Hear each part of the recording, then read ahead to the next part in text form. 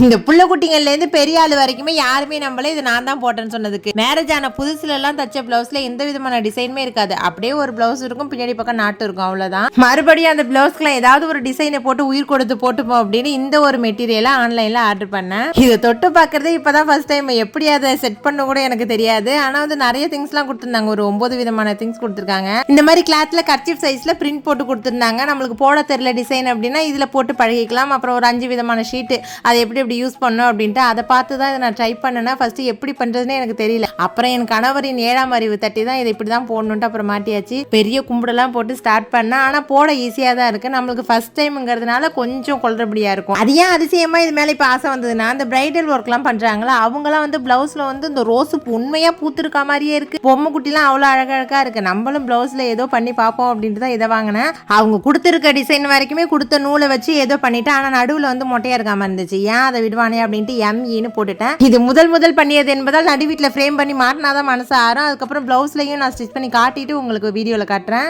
என்ன ஒன்று சூரிய உதயத்தில் போட ஆரம்பிச்சேன்னா நிலாவே வந்து எட்டி பார்த்துட்டு ஓகே ஃப்ரெண்ட்ஸ் டாடா.